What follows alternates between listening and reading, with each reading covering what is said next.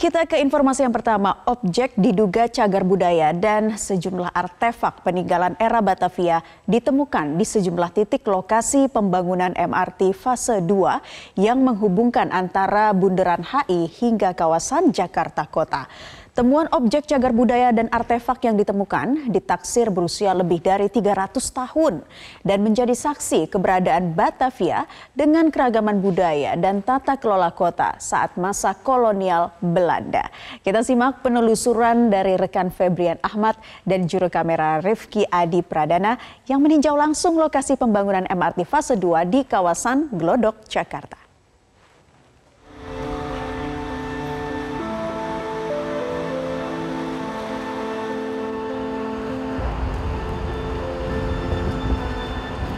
PT MRT Jakarta melakukan pembangunan MRT fase kedua yang akan menghubungkan antara kawasan Bundaran HI sampai dengan ke kawasan kota atau yang kita sebut juga sebagai kawasan Kota Tua. Namun dalam proses pembangunannya PT MRT Jakarta justru menemukan harta karun di tanah Jakarta ini yang merupakan objek diduga cagar budaya serta sejumlah artefak yang diperkirakan ini berasal dari zaman kolonialisme atau pada saat era Batavia dan berusia 300 sampai dengan 400 tahun. Hari ini kami akan mencoba menelusuri sejumlah titik lokasi penemuan cagar budaya dan juga artefak yang merupakan peninggalan Batavia tersebut, serta bagaimana penanganan yang diberikan oleh PT MRT Jakarta dan apakah nantinya ini akan dilestarikan seiring dengan pembangunan PT MRT yang sedang berlangsung sampai dengan sekarang.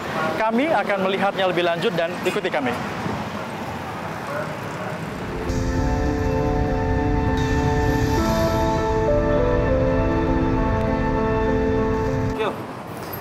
Nah, lokasi MRT yang kami datangi kali ini berada di kawasan Glodok, Jakarta. Dan untuk proses peliputan yang aman, kami memerlukan untuk menggunakan APD lengkap seperti ini. Tentunya ini selain keamanan juga adalah SOP yang harus dituruti untuk bisa melihat langsung bagaimana proses penggalian jalur MRT di kawasan Glodok ini, yang juga di dalamnya ada dugaan cagar budaya yang ditemukan dan juga artefak-artefak yang sudah diselamatkan oleh PT MRT Jakarta. Kita akan masuk ke dalam.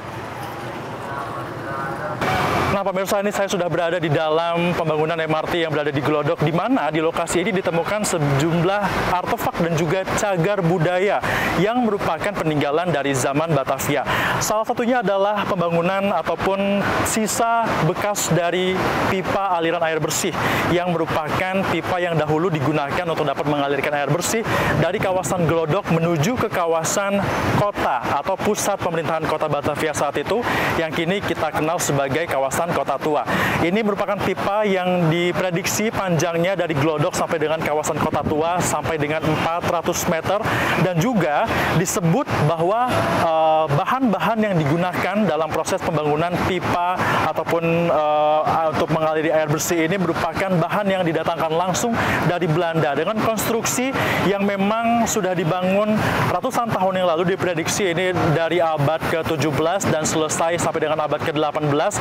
Bahkan sebelumnya juga ada jembatan yang juga ditemukan di sekitar area pipa ini. Tentunya ini merupakan sebuah penemuan yang sangat berharga, dapat dikatakan sebuah harta karun yang bisa menjadi saksi bagaimana jayanya Batavia pada saat itu dan juga menjadi saksi pembangunan serta perkembangan zaman dari era Batavia menuju ke Jakarta saat ini.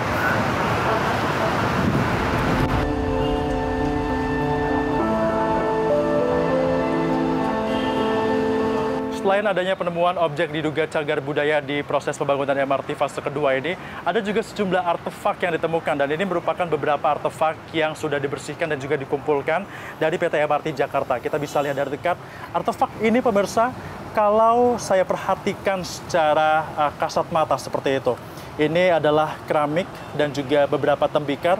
Keramiknya, coraknya nampaknya ini seperti keramik berasal dari Tiongkok. Ada juga pecahan sendok dan juga corak-corak berwarna biru. Merupakan harta karun yang ditemukan oleh PT MRT Jakarta. Ada juga tembikar-tembikar seperti ini yang terbuat dari tanah liat yang juga sudah dikumpulkan, dibersihkan. Bahkan ini pun menandakan atau menunjukkan bagaimana kehidupan masyarakat yang berada di Batavia kala itu sudah menggunakan peralatan seperti ini dalam kehidupan sehari-hari. Tentunya selain juga dengan adanya temuan keramik dan juga tembikarnya, ada juga fosil hewan yang ditemukan seperti ini, yang tentunya ini juga akan dikumpulkan, akan diteliti lebih lanjut, dan juga akan menjadi salah satu bentuk untuk dapat melihat bagaimana budaya yang ada di kota Batavia saat itu. Bahkan batu bata yang ditemukan di lokasi ini juga dikumpulkan dengan demikian rapi, diangkat oleh PT MRT Jakarta, ditandai, dan nantinya ini rencananya akan disusun kembali untuk dapat diperkenalkan kepada masyarakat, menjadi gambaran bagi masyarakat bagaimana kehidupan warga Batavia kala itu. Dan di mana saja sebenarnya titik ditemukan artefak ataupun objek diduga cagar budaya oleh MRT Jakarta dan apa saja penanganannya, kami saat ini sudah bertemu langsung dengan Direktur Konstruksi PT MRT Jakarta, Ibu Sylvia Halim. Ibu Sylvia, apa kabar? Baik, terima kasih. Ibu Sylvia, ini saya lihat pembangunan MRT Jakarta menemukan sejumlah objek diduga merupakan cagar budaya dan juga artefak seperti itu. Ada di mana saja sebenarnya, Bu? Titik-titik yang ditemukan seperti ini dalam proses pembangunan MRT Jakarta fase kedua? Oke, baik. Pembangunan MRT Jakarta fase kedua ini sebenarnya membentang ya, dari Tamrin sampai ke Jalan Pintu Besar Selatan. Nah, saat ini kita berada di area kerja dalam paket pekerjaan yang kita sebut CP203. Itu meliputi pembangunan stasiun Glodok dan stasiun kota. Jadi ya sesuai namanya ya, di daerah Glodok dan juga di daerah kota.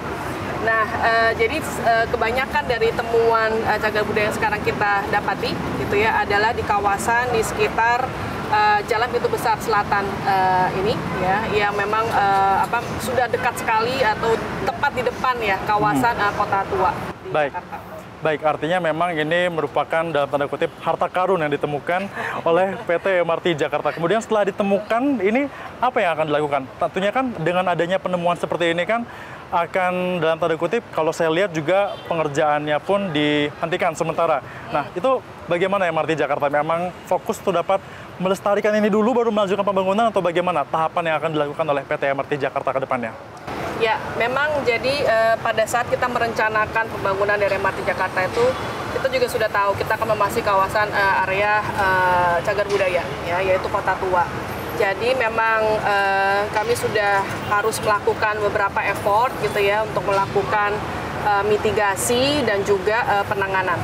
Nah, jadi itu part of the work gitu ya, part of parcel of the work itself, karena memang pembangunan stasiun kita pun tepat berada di bawah Jalan Pintu Besar Selatan ini. Jadi semua temuan yang kita temukan di layer atau di lapisan yang lebih dangkal harus kita tangani dulu, kita selamatkan ya sebelum kita bisa lanjut ke pekerjaan pembangunan dari stasiun dan jalur kereta itu sendiri. Baik. Bu Sylvia, ini saya lihat di belakang ada beberapa gambar yang mungkin ini menunjukkan juga temuan-temuan dari MRT Jakarta. Ini bisa diceritakan, Bu, bagaimana prosesnya dari gambar-gambar ini?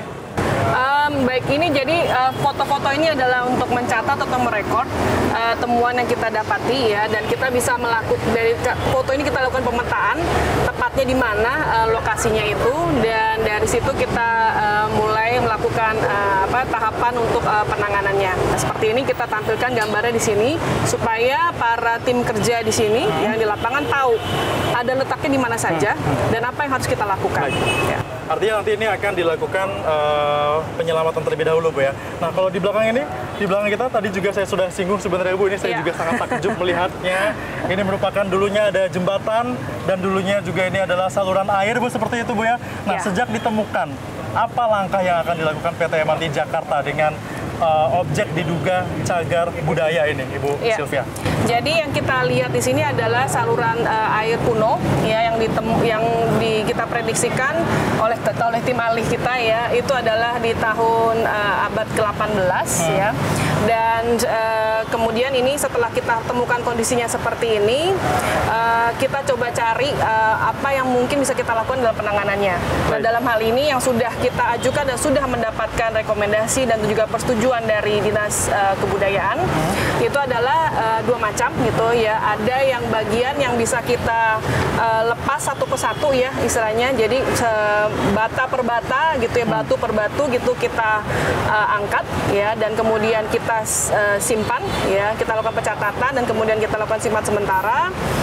Dan ada juga bagian yang tidak bisa atau tidak boleh gitu ya untuk dilepas satu persatu, maka dia harus kita angkut ya dan kita selamatkan sebagai satu set gitu ya. Nah, setelah itu kita kita akan simpan di tempat penyimpanan sementara. Baik. Dan nanti sesudah waktunya, ya, yaitu pada saat stasiun kita sudah selesai gitu ya, maka temuan-temuan ini nanti akan kita lakukan display gitu ya di stasiun MRT Jakarta. Akan di display. Tadi juga Ibu katakan bahwa ini tentunya melibatkan banyak pihak sekali, mulai dari arkeolog, kemudian juga ada pihak-pihak lainnya. Mungkin lebih detail lagi, Bu Sylvia. Siapa saja pihak-pihak yang dilibatkan di balik penemuan ini dan juga apa-apa saja yang akan dilakukan oleh pihak-pihak tersebut nantinya? Pada dasarnya ada beberapa grup besar ya. Yang pasti yang pertama adalah dari tim internal proyek MRT sendiri gitu. Di dalam MRT itu ada tim ahli gitu ya, yang memang tugasnya adalah melakukan monitoring secara continuous kegiatan konstruksi di lapangan, termasuk dalam ini konteksnya penanganan dari objek cagar budaya tersebut. Dan tim juga ini akan melakukan kegiatan arkeolog itu, yaitu dari ekskavasi, kemudian melakukan studi kelayakan, kemudian merekomendasikan bagaimana penanganan dan penyelamatannya. Ya, jadi itu tim di dalam MRT-nya. Kemudian berikutnya adalah tim ahli cagar budaya, yang tugasnya adalah melakukan penilaian dan memberikan rekomendasi terkait objek yang ditemukan. Jika sudah ditetapkan ini adalah objek diduga cagar budaya, maka akan dilakukan arahan, memberikan arahan dan guidelines itu bagaimana penanganannya, ya, supaya objek tersebut bisa terselamatkan, ya. Nah, dan yang ketiga adalah tim sidang pemugaran. Ini adalah tim yang tugasnya melakukan penilaian juga dan memberikan rekomendasi terkait pembangunan yang ada dalam kawasan cagar budaya seperti tempat kita ini. Ini maksudnya adalah desain stasiun kita misalnya, terutama pintu-pintu masuk kita yang ada muncul di permukaan gitu ya. Itu harus kita konsultasikan dulu nih kepada tim sidang pemugaran.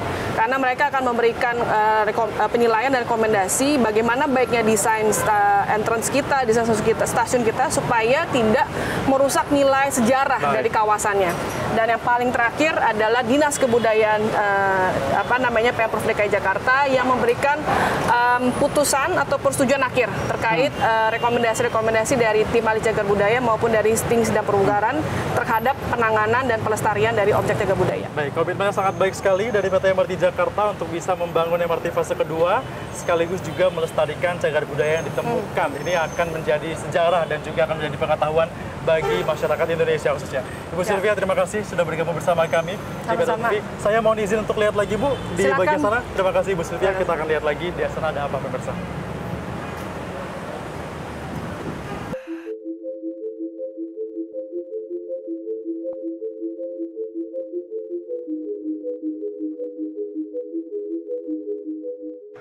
Ya, pemirsa, masih dari lokasi panggilan MRT fase kedua di mana ditemukan objek diduga cagar budaya yang tadi kita sudah mewawancarai pihak dari Direktur Konstruksi PT MRT Jakarta mengatakan bahwa nantinya temuan dari objek diduga cagar budaya ini akan dilakukan pengangkatan ataupun akan diselamatkan, lestarikan seperti itu. Nah, tentunya dalam proses penyelamatan objek diduga cagar budaya ini memerlukan ahli yang akan memastikan bahwa ini akan benar-benar dapat diangkat dan juga dilestarikan dengan baik tanpa merusak dari temuan itu sendiri serta artefak-artefaknya bagaimana agar tetap bisa original dan juga menjadi harta karun bagi masyarakat yang ada di Jakarta. Dan untuk membahasnya, kami sudah bergabung dengan Ketua Tim Peneliti Arkeologi MRT Jakarta, Pak Yunus Satriatmojo. Pak Yunus, apa kabar, Pak? Alhamdulillah sehat. Baik, Pak ya. Bapak, ini kita sudah melihat dari tadi ini penemuan yang begitu luar biasa, di mana ini juga bisa menjadi sejarah dan juga memperkenalkan kepada masyarakat tentunya harus dijaga dengan hati-hati. Tadi juga Direktur Konstruksi PT MRT Jakarta sudah mengatakan akan dilestarikan dan juga akan berhati-hati mengangkatnya. Secara teknis, Pak, ini bagaimana prosesnya agar bisa menjaga keaslian dan juga tidak merusak dalam proses pengangkatan dan juga mengurusnya ini, Pak Yunus? Ya, pertama yang perlu kita pikir adalah usianya ya.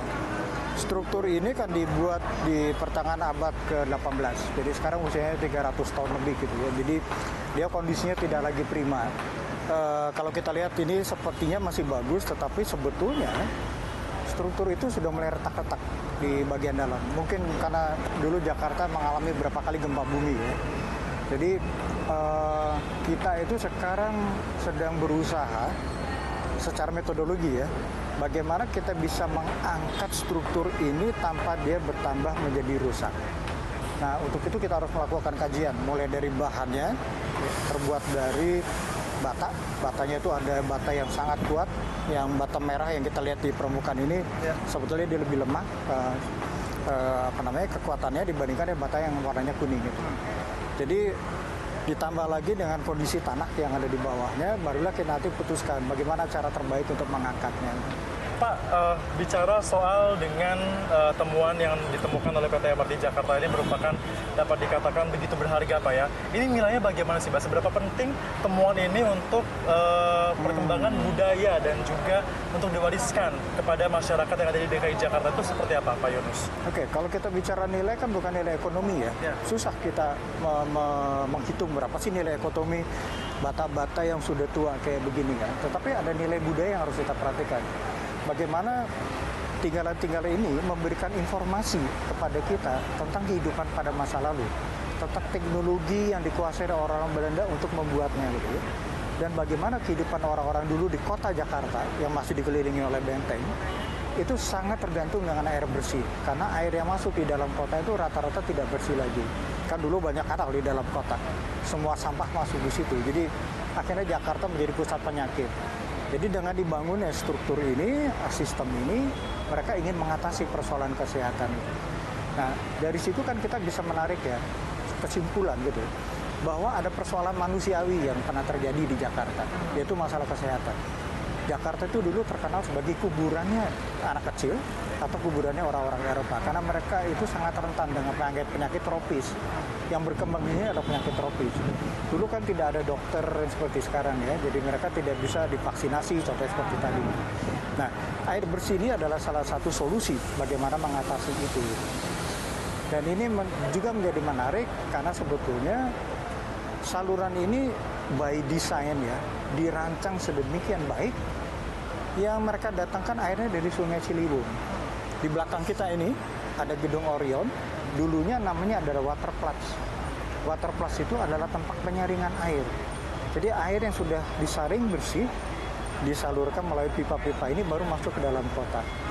Itu kan satu konsep ya, konsep yang sangat baik dari sisi teknologi gitu. Pak, ini ada yang mengatakan juga bahwa kabarnya konstruksi ini beberapa didatangkan langsung dari Belanda, Pak ya, tidak dari Indonesia, Pak. Itu gimana, Pak, ceritanya, Pak? Ya, kita bisa lihat dari bata-bata kuning ya. Di sini kita lihat ada struktur yang terbuat dari bata kuning. Bata-bata kuning ini khas memang dibuat di Belanda. Jadi tidak dibuat di Indonesia karena bahannya beda, kemudian cara pembakarannya berbeda gitu. Jadi untuk membuat sistem ini mereka mendatangkan bahan-bahan itu dari Belanda. Kita bisa bayangkan ya, kapal-kapal pertengahan abad ke-18 itu kan masih kapal kayu ya. Dan di dalamnya itu diisi dengan bata yang mereka gunakan untuk pembangunan ini. Diperkirakan pembangunan ini memakan kira-kira 10 tahun. Oke. Ya, karena panjangnya kan hampir 2 km ya, dari sini sampai ke daerah Pasar Ikan. Oke. Ini kami dengar katanya artefak itu disimpan di galeri, Pak ya? Ya, sebagian kita simpan di sana sebagai informasi kepada publik, khususnya yang turun dari kereta api ya. Jadi mereka bisa langsung melihat di sana. Jadi feel free ya untuk datang ke situ, ada teman-teman yang akan menjelaskan. Berarti kami juga bisa ke sana, Pak? Kalau gitu mungkin kita akan izin ke sana. Terima kasih, Pak Yunus. Saya mau lihat bagaimana situasi di galerinya, Pak ya. Sekali lagi terima kasih. Pemirsa, ikuti saya karena kami akan menuju ke galeri tempat artefak dari temuan MRT ini sudah dikumpulkan dan juga dipamerkan kepada masyarakat. Pemirsa, bagi Anda yang ingin melihat langsung sejumlah artefak yang ditemukan dalam proses penggalian jalur MRT, ini ternyata sudah dikumpulkan di beberapa galeri yang ada di DKI Jakarta.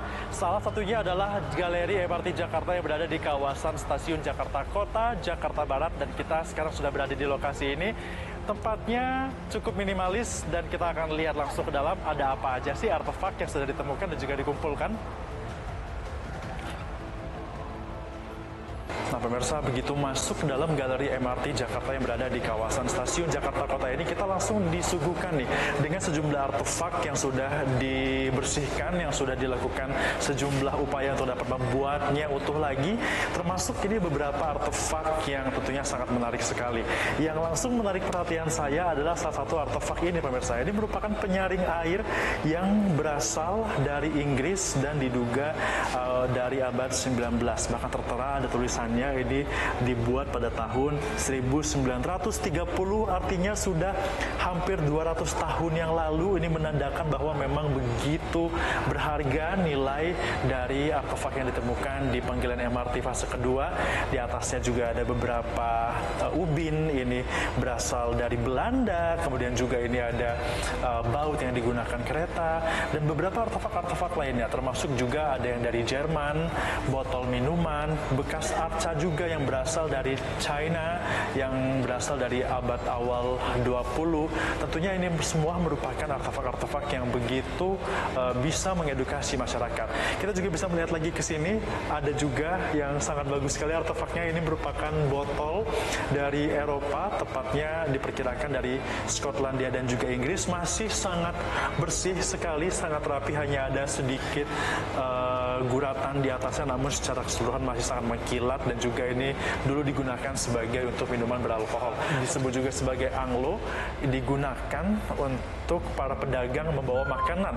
Ini juga berasal dari abad 19 diperkirakan, sehingga memang dengan penemuan dari artefak-artefak ini pun menunjukkan bagaimana kehidupan dari warga Batavia dahulu bercampur sedemikian rupa, dan juga membentuk sebuah lingkungan yang terdiri begitu multikultural, baik itu dari Eropa, dari kalangan Asia, dan juga dari kalangan pribumi Indonesia itu sendiri. Tentunya dengan adanya temuan-temuan dari artefak yang sudah dikumpulkan oleh PT MRT Jakarta berdasarkan proses penggalian PT MRT fase kedua ini, diharapkan bisa dilestarikan seperti ini, disimpan, dipugar, dan juga nantinya bisa dipertunjukkan kepada masyarakat. Bahkan setelah nantinya ini dikumpulkan seperti ini, PT MRT Jakarta juga akan melakukan koordinasi dan juga bekerja sama dengan Dinas Kebudayaan dan juga Pariwisata Provinsi DKI Jakarta untuk menentukan nih bagaimana nantinya kedua pihak ini bisa mengelola dan juga memastikan bahwa penemuan artefak ini bisa diberikan penanganan dengan baik, sehingga masyarakat juga bisa menikmati dan juga mendapatkan nilai edukasi. Dari Jakarta, Febrian Ahmad, Rifki Adi Pradana, Metro TV.